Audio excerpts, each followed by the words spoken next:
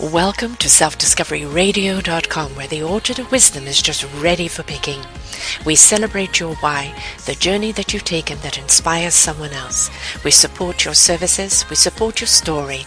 Come and be our guest, become a host, be an author with us. Come and see what we've got. Our next show is...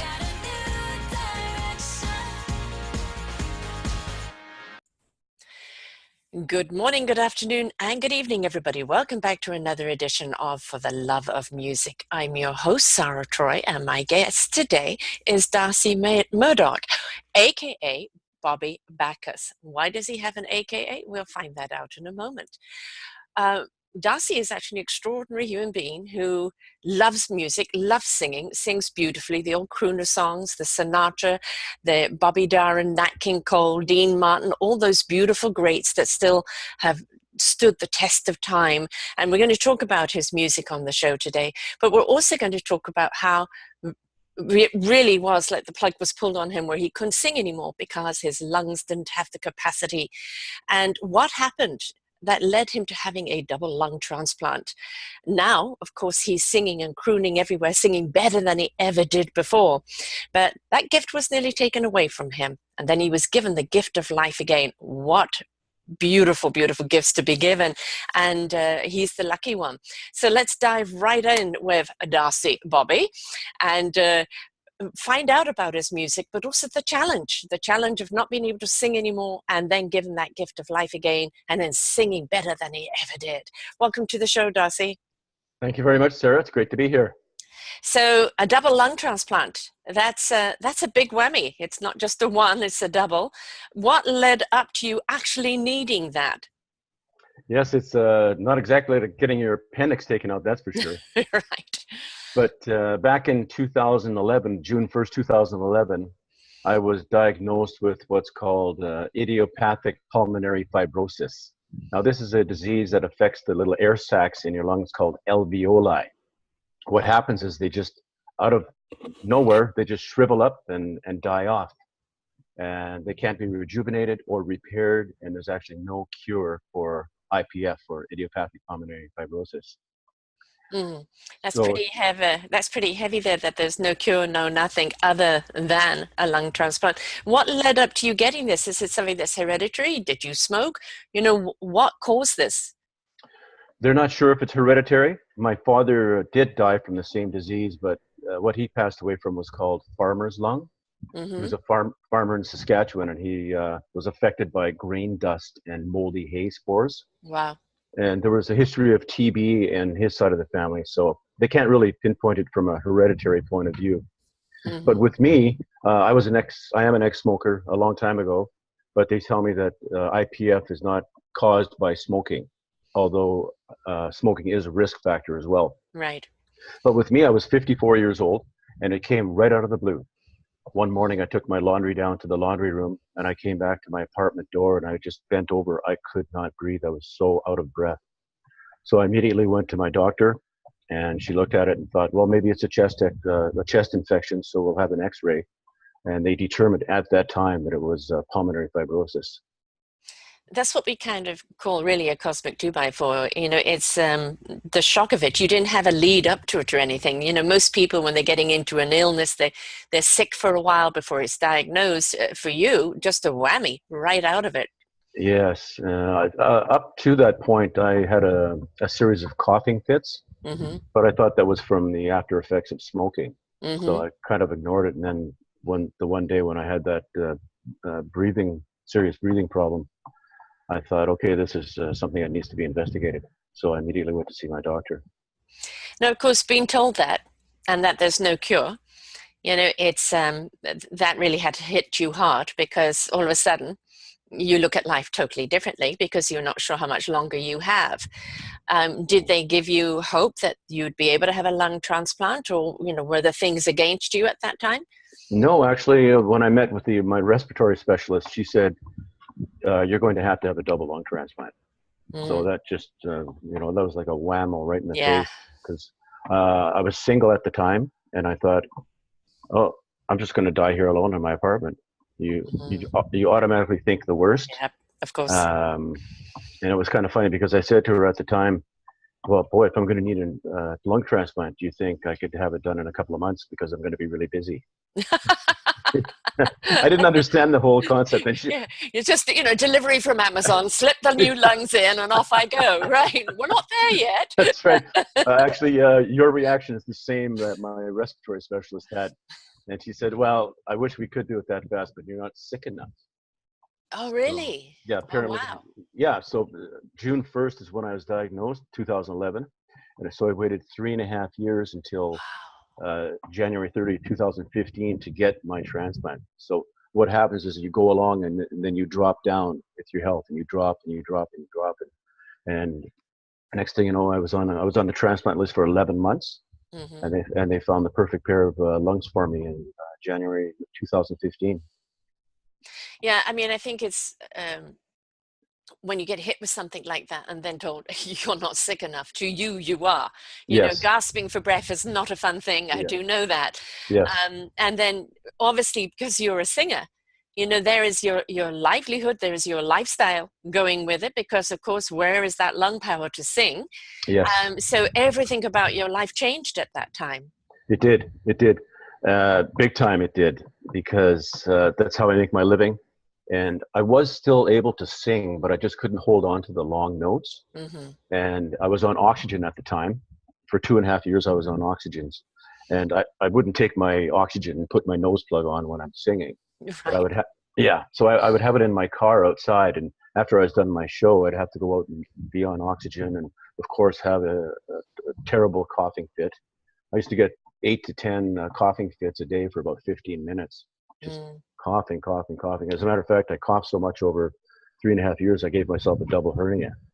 Yes, yes. Yeah, I'm an asthmatic. You've interviewed me for the Lung Association, and I know what it's like. In my day and age, kids were literally dying from it. yes, And fortunately, we have things like Ventolin and things like that that has prolonged it for me. But it's people don't understand when you get into that coughing fit. You are literally gasping for air, but the more yes, you're trying to gasp for it, more everything is constricting and tightening up. And exactly. you need that force of oxygen or the force of something in there that relaxes those muscles in your lungs or tubes, whatever it is, so the oxygen get down there, because you are being deprived oxygen. That's right. That's right. So it's very scary. Plus, it's annoying as well, because I'd had Mm, break out in these coughing fits, and I'd be around people, so I'd have to leave the room or go yeah. somewhere, and it's annoying to me as well. So uh, Yes, yes. I remember once having a coughing fit where I'm on the phone and everything about you contracts, and I couldn't let go of the phone. I couldn't put it down because I'm in yeah, such a coughing fit. So this person is just hearing me on the other side, wondering if she should call yeah, 911. that's right. Are you okay? I'm just gasping for breath here. Yeah, And of course, everything triggers you at that time, isn't it? Cause pollen or dander, or everything is just, and you never know where it's going to yeah, come from, and there you are in a fit that's right. again. That's right. Even looking at a flight of stairs would make me break into a coughing fit. Mm-hmm. The fear of having to go upstairs Yes. was just very daunting. Yes, and I think it's we have to kind of have these challenges in life to actually really appreciate life. But and when you're going through that, there had to be some dark moments where it was just, as you said, I'm going to die alone in Yeah, my apartment, and is the struggle worth it? Is yeah, if my singing's taken away from me, what have I got? You had to have yes. gone through all of those spirals. I did. I ran the whole gamut of emotions. I went through fear, anger. Why me? Mm-hmm. What did I do to deserve this?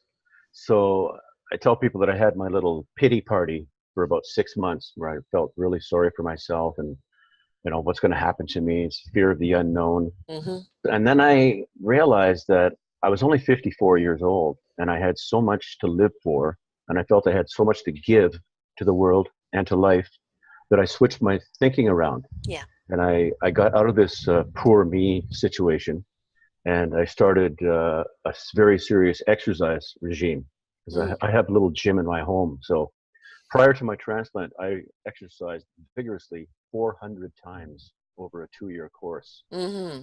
So by the time that I got into my transplant, I was strong, physically, Yes. emotionally, uh, financially. I saved up a bunch of money as well. And when the time came for me to have a transplant, I got it. I wasn't even in intensive care for 40 hours, which is Normal. amazing. Yeah. And then I went to the other part of the hospital and was only in for 2 weeks, and then they kind of punch you out. Yeah. So Yeah. being single at the time, if you don't have a support person to be with you 24/7 for 3 months, you're not able to have a transplant. Oh, really? Yeah. So I didn't have anybody here in Vancouver because all my family is in Saskatoon, Saskatchewan. So my sister came out That's for, nice. yeah, and for 3 months to take care of me. She only stayed about 6 weeks because I was so strong and she didn't really have to be here. So I was able to have quite a nice healing part of it after. Well, A, you put your mindset to it, but B, Yes. getting physically strong as best as you can so that A, you can get through the operation and the healing process a lot quicker. But there are an awful lot of people that just the lung capacity is gone, that it's so hard for them to do anything physical. Yes. And we know that, if you're struggling just to do anything, get off the chair, walk across the room, Oh yeah. You kind of wonder the survival rate of people like that. Do you know any statistics on that, of people who have had operations or not been able to have it because they're not strong enough? Well, I don't have any statistics, but I can go by people that I've met and heard of in the lung community here in Vancouver anyway. It depends on your age, your body size, your blood type, what kind of physical condition you're in. So if you go into a transplant where you're soft and not strong and haven't worked out, you're going to have a hard time recovering afterwards. And I have actually met some people through the lung community here that have passed away because they can't withstand the pressure of having a double lung transplant, because they open you right up and they take your heart out and they put your lungs in, put your heart back in. Right. And then afterwards, it is very difficult. I even had a hard time being strong and young as I was. Yeah. Yeah. So although it's the only answer for some people, it's really not for everyone, because can they stand the process of it? How long is the actual operation? Mine was 8 hours. Wow. And that's about the standard time. If someone is having some difficulties, it could extend to 10 or 12. And they used to do single lung transplants, but they don't anymore. And those would take 4 to 6 hours. So they don't, because the other one would just contaminate the new one, or is it just while you're at it, just do both? Well, actually, that's both of those is true, because the other one is just there all the time, and it can cause problems as time goes on. Right. So they just stick to doubles now, and the amount of transplants that they're doing every year here at Vancouver General Hospital is growing every year. They're breaking a record every year on transplants. Is that serving just the Vancouver community, or is that people from all over the country? That's just British Columbia only. Yeah. So, is there a reason for that? Do we have a bad air quality here? Yeah, there is a bad air quality here. Plus, it's could be from, they told me that there's 200 different reasons how you can be affected by this. That's why they call it idiopathic, because they don't know. Right. It could be from pollution. It could be from stress. It could be from medication. It could be from working in the garden with dirt in your hands and breathing in particles with nasty contaminants in it. It's really hard to say. So sometimes they can figure out how you do get your pulmonary fibrosis, and they call that interstitial. That's for people that work with sandblasting, right? Or, asbestos, or any chemicals or things of that nature, where they can actually pinpoint it. But the majority of people that I've met have been idiopathic. And of course, there are so many particles in the air that we don't know about. And, you mentioned molds. I know I interviewed a gentleman many, many years ago who had this, and it had literally come from childhood where he grew up. There was a lot of mold pollen around there. Oh, yes. And it manifested when he was older. And I think he was in his 60s at the time. But he actually found a German researcher who took his blood, took a whole load of testing from him, and did something to help him. Not 100% cure him, but given him extension of life and help him through it. He did obviously need a lung transplant, but I think a lot to do with his age or something. They wouldn't do it. But it's you just don't know, do you? We really No. have to be very mindful of where we're living and what is around us. And people don't actually understand even the mold in your house. Yeah. You know, That's of right. how it sneaks up on you and how bad it is, because it's the silent killer. It's a silent killer, exactly. Mhm. And look at all the forest fire problems we have in British Yes. Columbia now, with particulate in the air, and that, of course that affects people with COPD and asthma. And Hmm. like last year when they had that really bad fire situation here, I stayed indoors with the mostly with the windows closed. So I don't want to be breathing in anything like that. Yeah, yes, I was in Vancouver and Port Coquitlam at the time, and I am the asthmatic, and so yes, Yes, just it's why go out there and just test yourself, you know, that's right. stay indoors, um, Indeed, and I think, you know, I think we always take our body parts for granted until something goes wrong, right? we do. And then We do. it's we don't, you know, is it abuse, or is it something hereditary, or and even though, you know, you're obviously a fairly healthy person, Mhm. you know, even before this still hit you. So again, Yeah, it's one of those things that you just don't know, that's right. and it could have just been laying dormant in your Yes. body, ready to come out, which is, you know, a lot to do. A lot of people carry the cancer cells or other cells, and they may never get it in their entire lifetime, Yeah. and they have a time period where their whole body becomes very weak because of some reason, and that's Hmm. when it can spark up. Yeah. So it's hard to prevent it, isn't it? Because It you really really is. don't know what it is and where it's coming from. That's right. Like I said, mine just came right out of the blue. Yeah. I was working. I was a little bit heavy. I had to lose about 40 pounds because I was in the restaurant business for so many years, and all I did Yes. was eat, eat, eat, eat, eat. So I had a little problem with my weight, and they said, "Okay, you're going to have to lose some weight." So I lost close to 40 pounds. Yeah. Really put my mind to getting myself strong. So not only has it given you a gift of life and being able to live, but it also changed your lifestyle. The losing of the weight, the working out, placing more importance upon your health and body, and of course, obviously, appreciation and a Yeah. gratitude. Um, you know, that we all have a little something that taps us on the shoulders as we go through life, as to a reminder to be present in our body. Yes. And so this was a definite present for you on many levels. Well, I feel like I've been reborn. Hmm. So I have so much respect now. I've changed my diet. I use the 80-20 rule. I eat Yes. 80% Yeah. good most of the time, and 20% I give myself little treats. But I work out constantly, 5 to 6 times a week, and try to maintain my weight. Hmm. And just having a good attitude Yes. is very, very Yes. important. You know, you don't sit around and isolate yourself or do the poor me thing, because that gets you nowhere.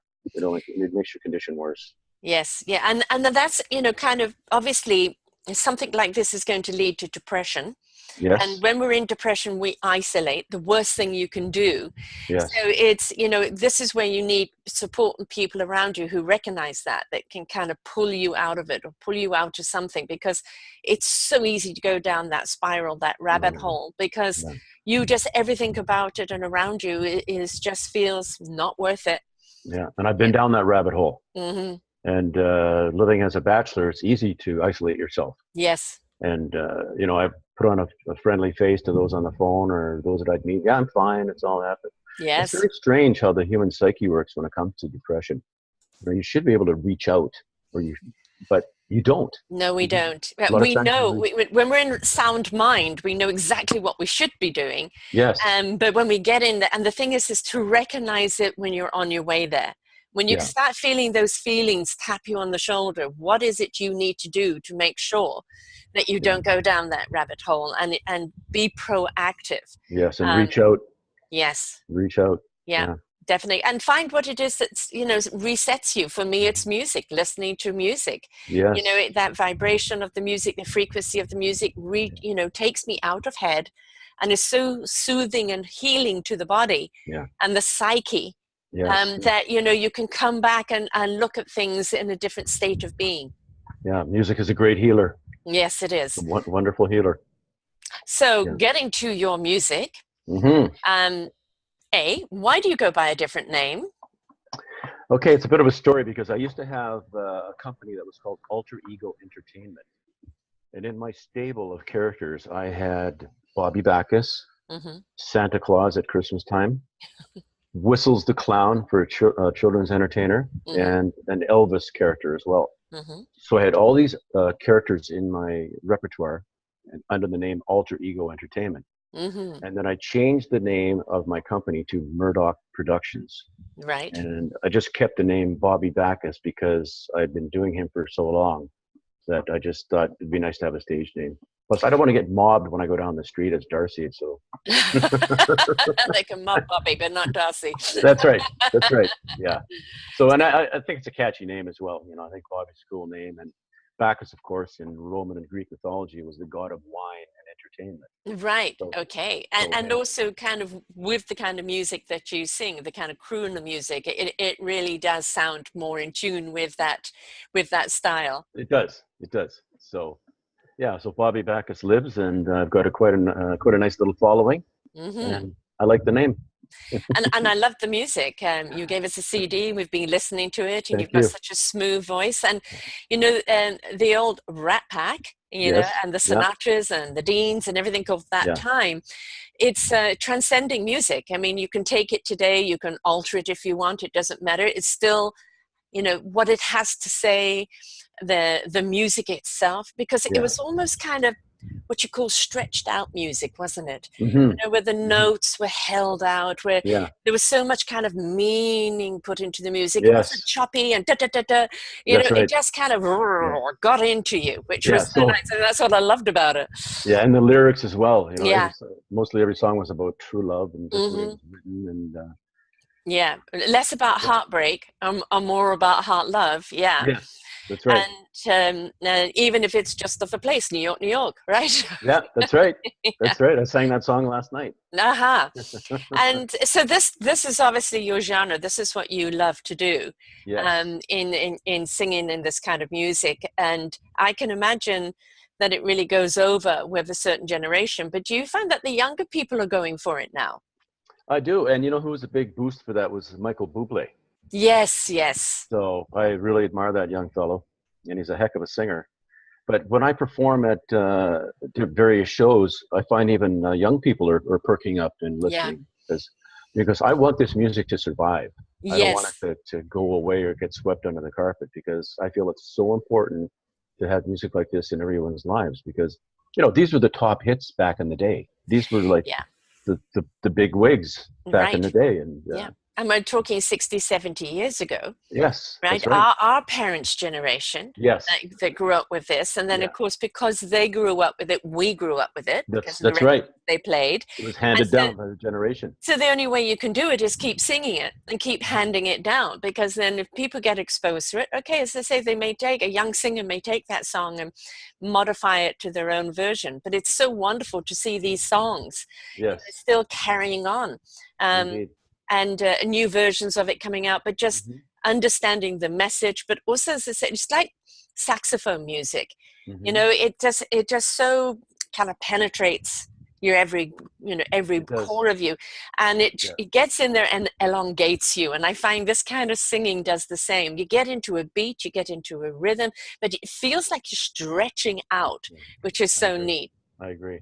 When I perform at the Sylvia Hotel down in Vancouver, it's over 100 years old, the hotel, and so it's very busy. Right on the beach, folks, go down and see it. It's really neat. It's very unique. It's the perfect place for a crooner to croon. Yes, but it's a real mixed crowd there, because people stay at the hotel and there's in and out traffic, but there's a real great mix of people, right from, you know, our parents' age to younger and even 20s and 30s that sit down and watch me sing, and you can see their foot tapping, or they might get up and have a dance, but they really like it. They're very respectful of it, and I'm happy for that.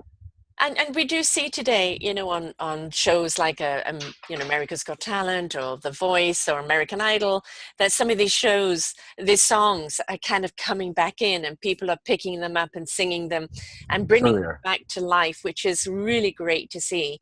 Yes. Because like a good book or a good movie, a good song should never die. That's right. Or a good podcast. Hear, hear, hear, hear. And of course, it doesn't have to with modern technology. You know, this is the thing. Things can stay alive and becomes some meaning for the next generation. Because we may have heard it one way, and it represents our lifestyle in that time period, well, it's going to speak to them in their lifestyle at their time period. And so it's very interesting, kind of, if you get their perspective as they go, you know, what it actually means to them. Yes, I agree. Because 100%. if you look at the old Rat Pack, they were a bit naughty. Yes, they were. Yeah. The little daredevils of their time. Oh yeah, they were big smokers and drinkers and runabouts. Yes, exactly. Which, of course, today they would be slandered with lawsuits and everything else. But of course they would. That's right. Yeah. That back then, you know, those things were got away with. And but is there any particular? I mean, you love Frank Sinatra, you love them all. But is there a particular artist that you just love singing his songs? Yes, that would be Dean Martin. I really have a great respect for that gentleman. I love most of his songs, and you know, I like Frank, but Dean, I just found was so melodic. Yes. His songs, and you know, just love, and the fact that he'd mix in some Italian as well. Yeah. And so he's my guy, and Bobby Darin as well. Yeah. And Bobby Darin, do you know the history of Bobby Darin? No, I don't actually. Okay, he passed away at the age of 36. Very young. Yeah, because he had a childhood disease that I can't quite remember what it was, but he was on oxygen all the time. Like if he was doing a show, he'd have to take a break from the song and come back and use his oxygen mask. But I just love the way he sang, and like Mac the Knife he did, and Splish Splash and all those great songs. So I'd have to say that it's Dean Martin and Bobby Darin are my two absolute favorites. Yeah. But you know what? It's so hard to choose because I love Nat King Cole too. Yes, yes. And I don't know if you saw that wonderful video that Natalie Cole did with Nat King Cole in the background where they were singing duets. I did. It was so beautiful. And it's so sad that she's gone now. I know. Well, you know, I think she had respiratory problems as well. I heard that she might have passed away from IPF or something. So. Right. And you know, others like Marlon Brando died from IPF. Jerry Lewis. Evel Knievel, the stunt fellow. Yeah. So many people. Yes. From back in that era, you know, because they smoked like chimneys and partied and drank hard. And even if they didn't smoke, they were around it. You know, I know people who've died from secondhand smoke, you know, with cancer. You know, never touched a cigarette in their life, but it's in the environment. And you think about, especially that era, you know, they used to call it a fag in each hand, which of course we don't anymore, right? And a drink. And of course, especially Dean Martin. Oh, yeah. I mean, he always played the kind of, I'm intoxicated. And that's how he kind of sang too, wasn't it? It was almost like a little lazy. Yeah. But the way he did it was, you know, again, like, you know, waking up in the morning and stretching, you know, he'd be singing with a cigarette in his hand. Yes. Yeah, and a martini in the other. Exactly. Exactly. Totally to do faux pas today, but and it was a nonchalance, wasn't it? Yes, it was. Yeah, and it made it look so easy. But I think that's an art in itself, isn't it? Yeah, it is. That's what I strive for. Frank Sinatra had a very different type of style and some wonderful songs, and certainly some memorable ones. But I have to admit, it's sometimes his voice on certain songs has just not been quite there for me. Yeah, I agree. Because you know, sometimes it sounds a little strained. Chorus or something. Yes. And so I think sometimes kind of pushed out of his own element. It didn't feel as natural. Like with Dean, most certainly. Everything he did felt that natural. And of course, you've got Sammy Davis Jr. too. Yeah, you know, I don't touch on Sammy Davis Jr. at all. I don't know why. He was a great entertainer. But Frank sometimes was a little choppy, I find. Yes. But when I do his music, I try to smooth it out. Yeah. Or make it a little bit softer and more harmonious. So I seem to have success with that. But again, it's Dean that I go for, like An Evening in Roma, you know, Volare, all those great songs. And I try to cover a lot of those. I could probably do a whole hour-long show with just Dean's material. Right. Yeah. Are there any female singers from that time with the songs you love? Yeah, Nina Simone, Ella Fitzgerald. Yeah. Sure. You know, even going back a little earlier, Billie Holiday. Yeah. Holiday. Lena Horne. Lena Horne, of course. Yeah. Patsy Cline. You know, following a little bit. Yeah. again, when you look at their lives, everybody thought they had everything, you know, the bee's knees, you know, but when you look at their life stories, every single one of them seemed to have struggles. Yeah, there's a lot of tragedy. A lot of tragedy. And again, I think it's, you know, when we're looking at today's celebritism, it is so easy to get pulled and stretched on the demands, and where you went into something because of the art, you know, and then it then becomes a manufacturing job. And the expectations that are put on people. And I think that, you know, I mean, look at Judy Garland. You know, used to give her sleeping pills to sleep, and then, you know, uppers to get her up in the morning, and they just pushed her to the point of death. And but had they appreciated the talent and nurtured it and looked after it, she would have been around a lot longer. Exactly. And look at Marilyn Monroe. Yes. She went through. She was a bit of a singer, but, you know, she just went through so much turmoil in her life, and that ended tragically. Yeah. Yes. And so, you know, all that fame always sounds so good, you know, the glimmer and the glamour, but we don't know what goes on behind the scenes. And I think also that was very much reflected in their songs. Even if they were upbeat, cheerful songs, you could feel it in their voices, couldn't you? Sure, you could. Yeah, you could detect something was awry. Yeah, exactly. And then maybe that's also, you know, what people were drawn to, because you could feel that, you know, lying inside of them. I want to look at a few other. Elvis, of course, you know, like, I mean, you know, Elvis, talk about tragic, but he was another one that, you know, most certainly entertainer persona. I mean, this guy knew how to do it, you know, from his gyration to his charm to his laid backness. And then, of course, you know, and especially those slower songs of his, you know, then just, they really got you. Yeah, I do about 70 Elvis songs in my repertoire when I perform as Elvis. And I grew up with Elvis. He was like my guy. And so that's why I wanted to carry on the legacy of him as well. So I've got the, you know, the black and gold jumpsuit and some of the moves, you know, not the moves, of course. But, you can't do that gyration. not as well as Elvis, but, you know, but everybody, you know, 99% of the population in my mind loves Elvis. Everybody grew up with him. Yes. Well, it was interesting because I was growing up in England at that time, and we had Cliff Richard. And Cliff Richard and Elvis were kind of, you know, at the same time on different sides of the pond. And so I was a Cliff fan, obviously, being a Brit. And then I started seeing the Elvis movies. And of course, he always made the movies look so easy, you know, how everybody swooned all over him, etc. Is there any particular favorite Elvis song? One of my favorite songs is called "The Wonder of You." I'm not sure if you're familiar with that. No. You want to sing a few bars? Sure. Let me see here. If I just get it here to mind. Whenever why can't I think of it? I know it in my mind, but I just can't think of it right. You need the mic and the whole garb to go with it. Pretty much, yeah. But you know, I like this. He does some great soft songs, and he did some great, like "Viva Las Vegas." I do. Whenever I do that, when the room just erupts. Yeah. Don't Be Cruel, Stuck on You. Yes. There's one that was kind of revitalized here a few years ago called "A Little Less Conversation." Yes, a little less conversation. A little more action, please. Yeah, I do that one as well. And, you know, Blue Suede Shoes, Hound Dog, all those great songs. Yeah. Yeah, and he certainly, he knew how to sing to keep you still, but he also knew how to get you to move. Oh yeah, definitely. Yeah, definitely. And that's where he was different from the others, because the others were less about the dancing and more about just the listening. But with him, you couldn't keep still, could you? That's right. Okay, I just thought of the words for the. Okay.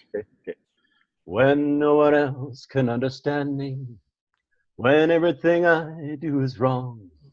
You give me love and consolation. You give me hope to carry on.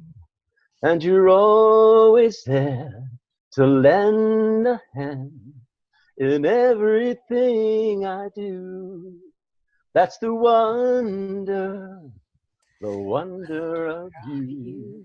I remember that song. Yes. Yeah, I love that song. Yeah. And again, the beauty of those words, transcending. It doesn't matter what era, right? Those words are going to speak to you. That's right. It's so beautiful. Yeah.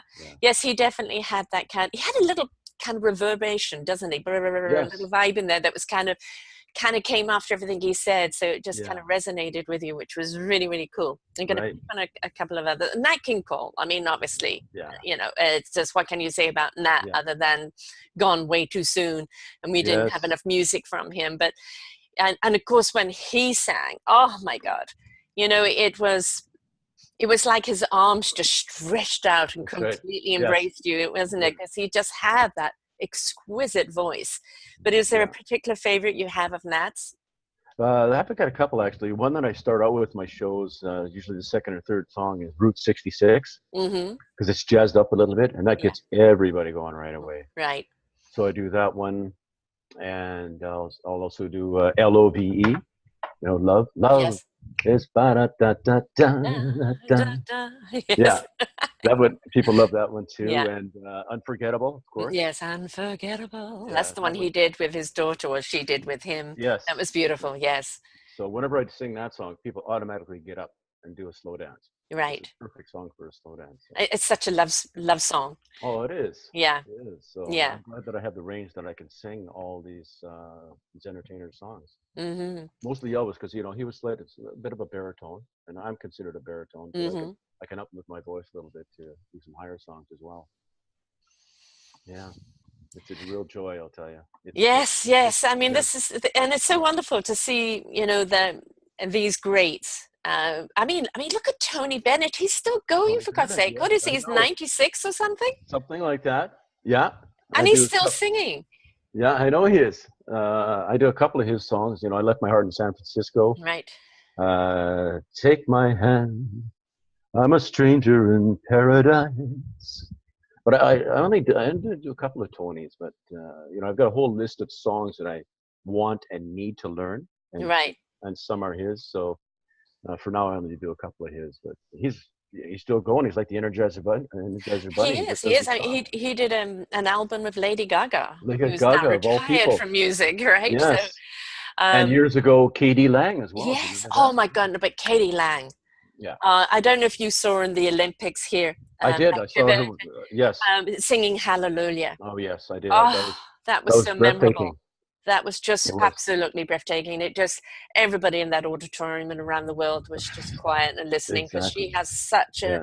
exquisite but slightly haunting voice. Yes. Yes. Great song by Leonard Cohen. Did you know there's actually 29 verses in that song? Hallelujah. Really. Yeah. And Another group that does that so utterly beautifully is the Pentatonics, okay. an a cappella group. Oh, very nice. And Yeah. oh my God, they do that justice. It's Mhm. absolutely exquisite. Yeah, it's a beautiful And song. again, another song, another piece of music that, you know, yes, the words, but it's actually more, it's how the song just grows and again it envelops you, you know. Yes. And it's just, you know, one of those things that obviously done right. It's But Katie Lang, I mean, I don't know where she is nowadays. I just don't want to see her go, because she's such a great artist. Well, I know she lives in Vancouver, and I don't really know what she's done as far as performing goes lately, but I don't think she's retired. No, I hope not. I hope Yeah. we, you know, get to hear another album from her, because she's also extremely unique. And what made you go this way as opposed to kind of going out there and singing maybe your own material, or, you know, following that road as a different type of performer? Yeah, well, I chose this genre of music because when I was growing up in Saskatoon, my mom would buy records Mm-hmm. of these performers, and so you just got to know it. And I just loved the music, and so as I got older, I never forgot it. But I just once I decided I wanted to be a singer, I thought this would be perfect for me, because Mm-hmm. it's from my age, and I know a lot of the songs. So I just wanted to show my respect by learning this type of music and going forward with it. And So as how I long have you been performing? probably, well, I started out as a kids entertainer back in the early 90s. Mm-hmm. And then from there, I went on to being Santa Claus, because my uh, clown clients were asking me if I could do Santa. And I said, no, I don't do Santa. She says, well, it's so hard to find one. Mm-hmm. So I said, well, how difficult could it be to jump from one character to another, or put on a red suit and go ho ho ho? Mm-hmm. Does So Santa sing? yes, I've done songs or shows as Santa. where I show And what does Santa sing? Christmas songs. Rudolph the Right. Red-Nosed Reindeer, You're right. Winter Wonderland, Mm-hmm. Frosty the Snowman. Because I put out a Christmas album as Bobby Bacchus. So any song that is on that album or any Christmas song, Santa can sing because, well, he's the man, right? Right. Of So, course. so I've had great success with Santa. My goodness, it's the best. December is the best time of year for my business. And Mm-hmm. I turn away almost more business than I do. Wow. And all it is mostly just how you engage with people in any aspect. Yes. You know, where you're Santa, of course, is a very trusting character. So you bring in the children in a warm embrace and in a very comfortable setting and you're giving them things like gifts and you're taking a photo with them. And I work the crowd and I shake hands with everybody. I make sure I stop and talk to every little one and ask them how they are, who they are, what they'd like for Christmas. So there's a real closeness to it.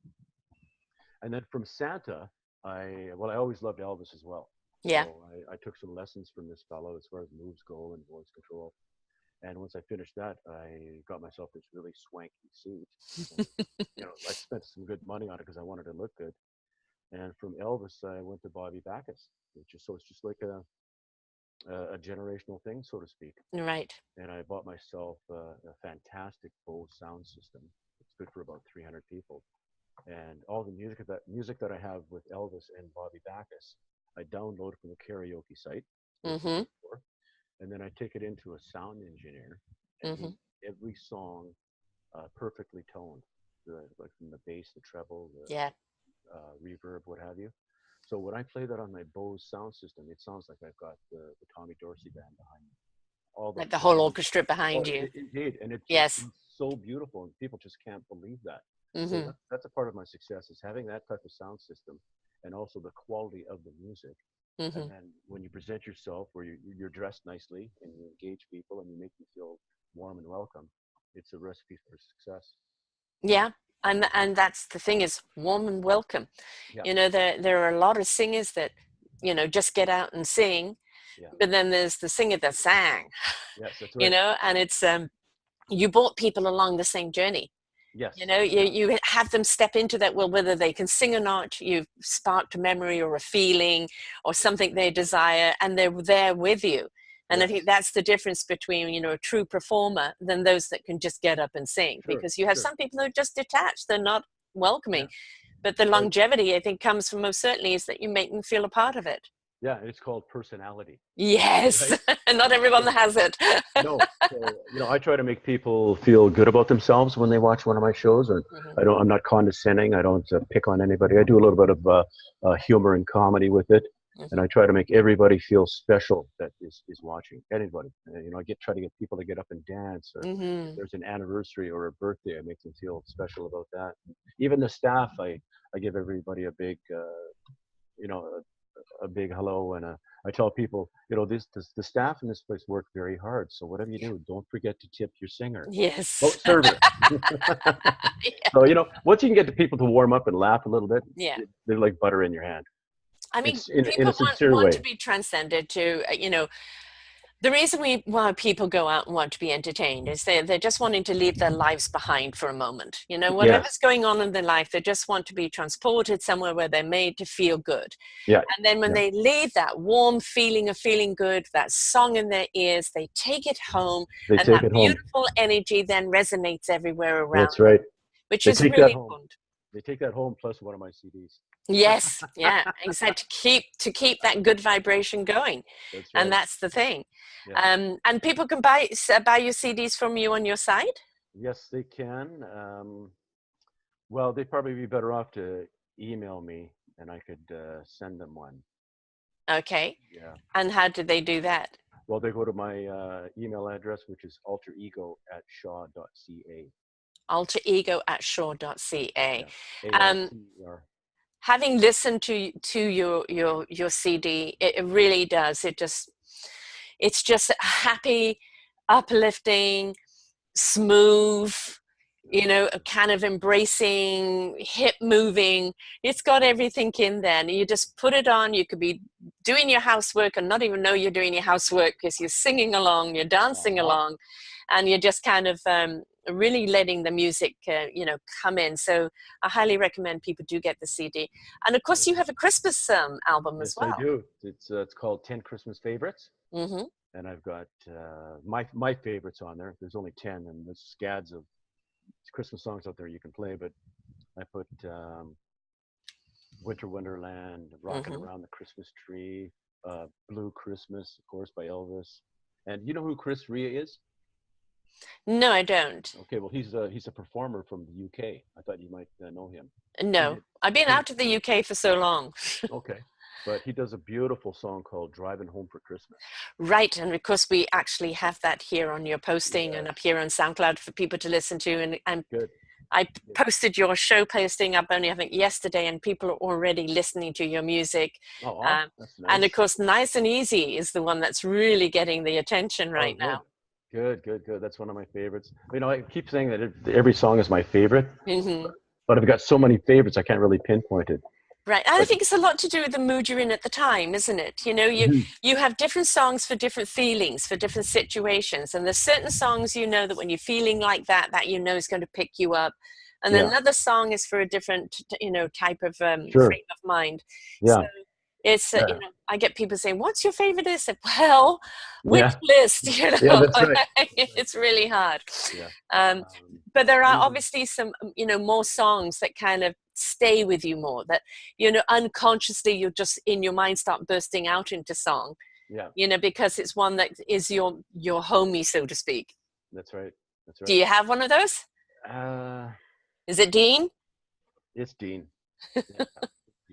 Yeah. I just love his voice and his mannerisms so much that he's the guy.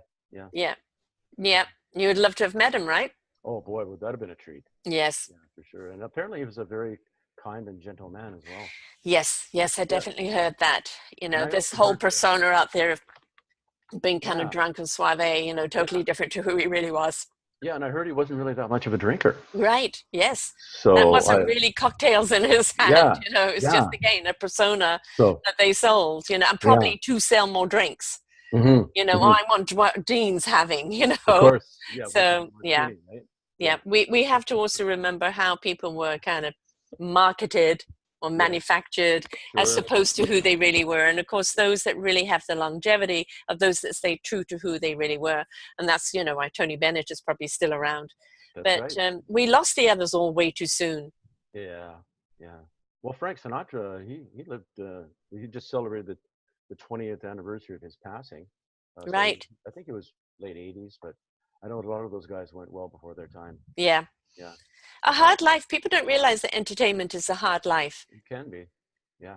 Yeah. I mean, obviously you don't know, you know, you're only as good as your next gig and referral, you know, it doesn't matter how much marketing is done, but it, you know, the best form is obviously people recommending.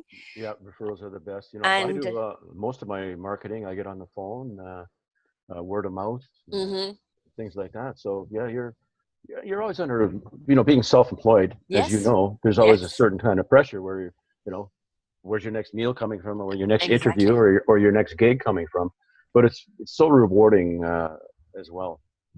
I mean, obviously, when you went through your illness, and you know, you had to wait for so long, and then of course you're struggling to breathe, and this is your livelihood. I mean, how obviously you had to get stressed out and worried, and that's and that obviously doesn't help. No. You know, your health at that time. But, you know, what happens to people that are kind of waiting for this? Do you get subsidy? Do you get help? Do you get support? Well, that's a good point, because there is a lot of financial distress. I did have a little bit of money in the bank, but, you know, you go through that very quickly when you're not able to work and nothing's coming in. So through the generosity, my brother helped me out, had a couple of fundraisers that people put on for me. I was on CPP disability, so it's like a monthly allowance. So you know, you get through it, but I'll tell you, financial difficulties are a huge strain. Let me give you an example here. Like I was lucky because I live in Vancouver and I'm only 20 minutes from Vancouver General Hospital. But if you live outside of Vancouver, let's say Prince George or Victoria or Kamloops or wherever, and you get called in for a transplant, you have to move here for 3 months, find a place to stay along with your caregiver, and that's all on your dime. That comes out Yeah. of your pocket, and that can be tens of thousands of dollars. Yes. Because Yes. meanwhile, you're still paying your mortgage or your rent or your bills back home. Yeah. So that's very difficult for people. Right. And, you know, really, why have we not got, you know, a donors fund out there that's, you know, subsidized from people? Because this is life or death. It is. And we Yeah. can't deny somebody an organ because they can't afford to sustain themselves. Yeah. Oh, no, you can't have Yeah. it because you don't have the 3 month support Yeah. here in Vancouver, or wherever else anybody is in the world. And it's, yes, we can turn to friends and family so much. That's right. But, you know, why isn't there some government support on that? Because you've gone to the expense of actually doing a lung transplantation, which is already extraordinary. You would think that the maintenance of you afterwards would be something that would be covered because it's important that you do recover. Otherwise, it was a waste of, you know, waste of their investment. Yeah, that's right. You know, because usually the recovery rate, you're usually in the hospital for 2 weeks, average person, unless there's complications. So once you get out of the hospital, you have to be in a place that's very close to Vancouver General, because you're taking physiotherapy. You're going into the clinic, we call it, 2 to 3 times a week, because they watch you like a hawk, every move. And so you have to be here for an extra 2.5 months. And like I said, that's all out of your own pocket. I don't understand why they actually don't have like a house where there's constant caregivers there living there, and that people that are coming through are there for that time period and being supported by people who know what to expect, and this is their job. You know, that seems to make sense to me. How come that's not in place? Well, other diseases that are more popular, for lack of a better word, like cancer or kidney, they have houses where Yes. people can go and stay. But pulmonary fibrosis is like, it's a very unknown disease. It affects people in their 50s, so they consider it to be an older person's disease. So there's not that much recognition for it, sadly. Now, I know some doctors down at BGH tried to get a home or a house where people could come and stay for extended periods of time, but because of the price of real estate, I know. it was out of the question. Yeah. So it's still staying what it is. Now, I should add to that Alberta, in Edmonton, where it's Alberta, Saskatchewan, and Manitoba, is where you would go for a transplant. Saskatchewan, Alberta, anyway, would go to Edmonton to have their transplant. So it'd be the same. Anybody from Saskatoon would have to move to Edmonton for X amount of time. However, I think it's this year or early next year, they are going to be opening up a house for IPF patients post-transplant. It's going to be like 12 suites for families and caregivers. Yeah. I mean, that recovery, you know, you need that family support. You need that dynamic. So you need to know that the last thing you want to do is feel a burden on someone. Somebody's giving up their life for you for 3 months. Yeah. Then, as you said, the double expense because you still got your home or whatever back there. Yes. You're wanting people to recover at ease, and you can't do that if you put them in a financial distress. And so it just seems to me it's counterproductive. You've given somebody their life back, but their recovery to get into standing back on their feet is so costly that it's just putting more of a strain on them. You can really exacerbate the problem. Yeah. And I've known people that have gone through that. They've almost had to lose their house or sell their house. So yeah. You know. Yeah. No, it's something wrong in the system. You know, and again, what we see with funding today is that things that really should be funded, when it, you know, does come to life and investment in people, we see investments in other things and not in people. And that's really why society is struggling, because we do not invest in the people. And of course, you've got other parts of the world. I mean, America, I wouldn't even want to think about this operation in America. Wow, no. It wouldn't be the same as here, that's for sure. Right. I mean, at least, you know, you're covered medically, but over there, you know, would that even be covered? I mean, I know this American gentleman had huge problems with it. So it's another blessing that at least you were here and you're only 20 minutes away. So, yes, exactly. You know, you were a lucky one. Yeah, indeed. So that's why you know, I think anyone that has a transplant, they want to give afterwards. Yes. To help those that are less fortunate or in need. So that's been my mandate and my goal ever since I've had my transplant, is to give back not only to the medical community, but Hmm. also to those that are suffering from a disease or just anybody. So that's why I'm very vigilant with the time that I spend. But the BC Lung Association has been so good to me, allowing me to talk to people like yourself and interview people. So I find that very rewarding. And I do volunteer work with the BC Transplant, where we go around twice a year to hospitals and thank Hmm. the emergency doctors, ICU doctors. We call them transplant heroes.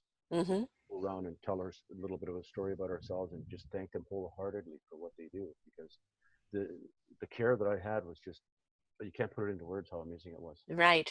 And Fantastic. also very gratifying for them to actually see, to hear your CD and know that, your lungs are at full Yeah, capacity, that you yeah, can actually do this. And for anybody who is waiting, that kind of wondering about giving up, you're that hope that they're looking for, well, if that's right? the case, I'm very happy. As I tell people, never give up, never No. ever give up. However much the struggle is temporary. And, Yeah. this is where you do fall on your community. Hmm. And, fundraisers are given, or if you belong to a Yes. church, that's where the Oh yeah. humanity steps Yeah. in, People right? come together. People come Yeah, together. and that's what we have to do, is that, yes, we'd love to just put everything on government, but it's not going to happen. And this is where we have to step up for our own community and be supportive. That's right. And what is it to even open up your home for 3 months for somebody? And because I suppose the care that they were giving is like the meals and making sure that you don't relapse and things like that, right? Yes, and taking you down to the hospital, and Right. it's pretty serious care. Mm-hmm. Like you're not allowed to drive for about Right. 10 weeks. You just can't drive, so you have to have a driver and somebody that can help you with your meals. And like I said, I was pretty strong, so I was able to do a lot of things on my own. But I still had to have my sister here, which was very enjoyable. It was really brought us together. It's really brought Yeah. my family and I closer together, this whole ordeal. Because Yes. potentially, well, I wouldn't be here without my transplant, Sarah. Yeah. I probably had about a year to live, maybe a little bit longer. Mm-hmm. I always say I'm happy to be here. I'm happy to be anywhere, basically. So And one has to actually understand too, with transplants, somebody had to lose their life in order to give you yes, life. And yes, that, gratitude in that, and the other importances of being a donor. yes. Oh, it is so important Yeah. because, uh, like I said, I wouldn't be here without somebody's generous donation, the individual donor and the family themselves, Yes. because it's so important. And the reason that we keep having all these records broken every year with lung transplants, because there's another bittersweet story about the fentanyl crisis in British Columbia. Yes. Yes. A good part of these transplants that have happened are from deceased drug users. Mm. I know Yeah. it's tragic, but Yeah. it's It is. bittersweet. And I know for some people is they can't even think about, the body, donating. And we have to Yes. remember that this vessel, this vehicle that we're in, Hmm. that our spirit is riding in this lifetime, where our spirit goes on, everything we are goes on, and this vehicle is what expires. Hmm. And so if you can recycle this vehicle, for want of a better word, Sure, and give sure. other people life, Yeah, then that is a gift that you've left behind, no matter what else you've done in your life. that's right.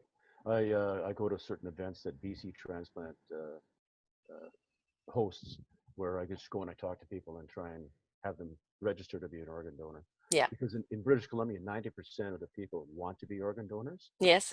but only 20% register. So there's a big gap of. So do you think it's just because people don't know how? Yeah, it's they need to be educated. Plus, there's Yes. also a fear and there's a stigma of it, like you just spoke of a couple of minutes ago. Mm-hmm. So we try to encourage people that, especially I'll tell myself, look, I had a lung transplant 3.5 years ago, and I wouldn't be here without somebody donating. So Right. there's a light bulb that goes off in their mind after that. So Yes. I know the day that I did it, I had something like 15 people register. And it's just a matter of talking to people and then letting them know how important it is. And as you Yes, just I said, mean, you don't need this vehicle anymore. no, You've ascended, and if this vehicle can prolong somebody else's life so they can finish their work here, hmm, that's really what it's all about. yeah, And being that organ donor is very important. But I think if you actually have information on how people can donate, sign up for that. Not donate. have a lot, but Don't donate yet. Yeah. Well, you're still Yeah, using it. That's okay. But that's be a right. donor. If you have any of those links, let's add them to your page. Sure, because yeah, I know in BC, you go to bctransplant.bc, no, bctransplant.bc.org or ca. But even if you just typed in BC Transplant, you could register. It only takes like a minute and a half, not even 2 minutes to register. Right, and actually, Yeah. there's a little tag that you get on your driver's license, isn't it, as an organ donor? Right, and of course, that you're with the Lung Association, which is the bc.lung.ca. And you're there with support services, as you are their ambassador, which is wonderful. Yes. You did interview me on asthma. Yes. Thank you very much for that. My pleasure. It was a great interview. Thank you. Not only do you conduct a great interview, but you give a great interview. That's good to know. Yeah, Thank you. Sure. I think the more people understand it, because mine is just simply asthma, but I was one of those that never outgrew it. I've had it for 41 years of my life. No. Well, longer than that. No, 61 years of my life. Yeah, 61 years of my life.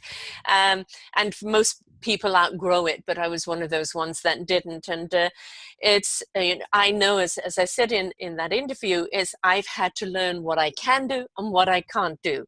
And respect my limitations and not look upon them as, push yourself through your limits. I push myself as far as I know I can go. Yeah. Are you still in that situation today where you have to be careful how far you push yourself?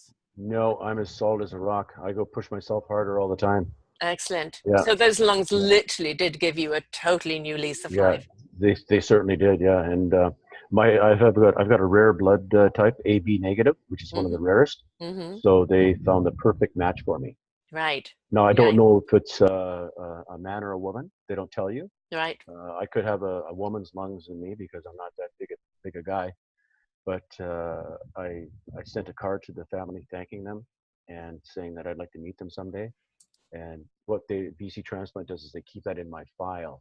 And if they don't tell the family, but if the family ever approaches and sees that that's available, they'd perhaps meet if they like. I'd love to.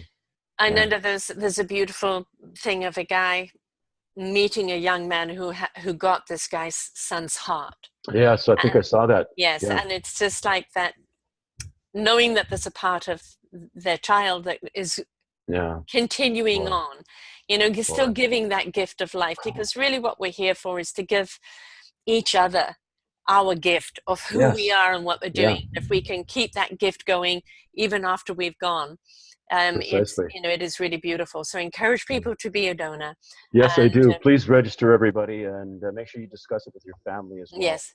Because the family can have the last say at the last minute. Yes, and I actually do believe that I may be corrected on this, that you actually can, here in British Columbia, when you renew your driver's license, you can do the organ donation thing through them, and they give you a little sticker on your license, so that they know immediately if they're in a case of an accident. That's right. So it's not a dreary topic. It is a topic about life.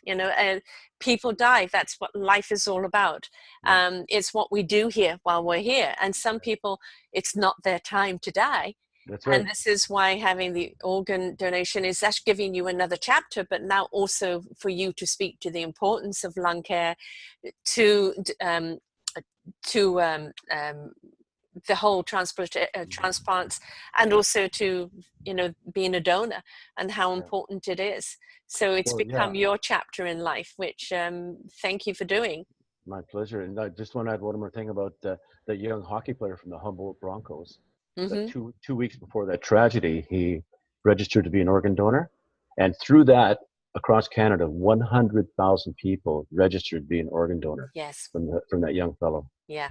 So and what a difference it can make. And today, if you're listening here today, wherever you are listening, you don't need this vessel when you're gone. That's Your right. family doesn't need this vessel. It goes into the grounds and the worms eat it. That's so, right. Be productive. If you've got some good organs in there, and it's eyes, lungs, tissues, kidneys, I mean, the amount that they can do. And I even know for burn victims, skin grafting as well. Yeah. And Stem cells. It's not morbid in any way. You're giving someone else who's needing that hope of life, that hope and that chance at life. Yeah. So, you know, it's very, very important that put away aside any kind of trepidation and understand what you're doing. Yes. Without that transplant, without that donation, you would not be here today. That's right. That's a good point. Wherever you are in the world, ladies and gentlemen, just register to be an organ donor. Yeah. You could save a lot of lives. Yes, exactly. I'm here as proof of that. Exactly. Mm-hmm. So, my darling, how do people get hold of you and your music, and how do they book you for an event? I know you're here in Vancouver, BC, but people can buy your CDs from anywhere. Yes, they can. I think the best way to get a hold of me is through my email address, as I mentioned, which is alterego@shaw.ca. That's ALTEREGO @shaw.ca. And your website? My website is Murdoch Productions, MURDOCH Productions.com. And I know you're big on Facebook, and that is? Just under Darcy Murdoch. Yeah. Excellent. Murdoch's with an H. And, you know, I highly recommend you get his CDs. It's a great gift to give to someone. You don't have to be of a certain age. It's something that, if you're young, get to know what all those beautiful greats are. If you are from our generation or even older, take back, you know, give them the memories of growing up. But it's just beautiful music just to play and listen to and sing along or groove along, dance along. Fabulous for weddings and events and things like that. Yeah. And so, great gifts as well. Yeah, exactly. And of course, if you're here in Vancouver, then please, you know, book him for an event. Thank you. And you know, I would imagine actually even a wedding would be really great. Have you? Yeah, I've done weddings, cocktail parties, house parties. I should add that I created a new little show that I have. It's all 50s, 60s music. Like 50s, 60s music, yeah, like sock hop music, Buddy Holly, Chubby Checker, Fats Domino. So I've worked a fair amount of shows with that genre. And people they'll have like costume contests. Yes, and that's where we are seeing the younger people get in. You know, you see a lot of people, young kids, kind of doing that old 50s music because they've got the energy. And so having the music to that's absolutely great. Yeah, so that's another way I can book myself out with. And I do most of the 99% of what I do is all private shows. The one and only public show I do once a month is at the Sylvia Hotel. So I do, as I said, seniors' homes, cocktail parties, weddings, corporate events, house parties, anniversaries, things like that. So excellent. Well, wonderful. Well, please get a CD. Please go to the Lung Association. I'm going to give you that link again because you can see everything that is there. So it's the bc.lung.ca, and that will take you to everything. You will actually see here on his posting, you know, Meet Our Heroes. I made a choice to stay positive. His article in there, and also on Facebook, you will actually see it's Darcy Murdoch 1. You will actually see the interviews he's done actually with other people for the Lung Association, and it's a really good, you know, education for his folks on. We don't know when something's going to hit us. That's the point, do we? We don't know. You had no idea. Nope. You know where you got this from or how it hit you, and it just did, and we don't know that. And it's not you walking around in fear that something's going to hit you one day. But I think the more we're just aware of those things out there and kind of taking care of ourselves, but also being appreciative of people that have been hit by this and the support that we can give them. Exactly. My words exactly. Well, thank you, Darcy. It's been absolutely a delight. Sarah, thank you for putting the good word about organ registration and what I do, and hopefully if I can motivate anyone or even have somebody walk away from this just feeling happy, because I'm happy to be here, and thank you so much for letting me share my story. My absolute pleasure. And we're going to close out with one of your songs, Nice and Easy. Oh. And as we nice and easy go into you registering, and also going to buy a CD and just singing along and just step into that beautiful musical vibration of life. Thank you, Darcy. My pleasure. Thank you so much. Until next time, folks. Bye for now. Bye.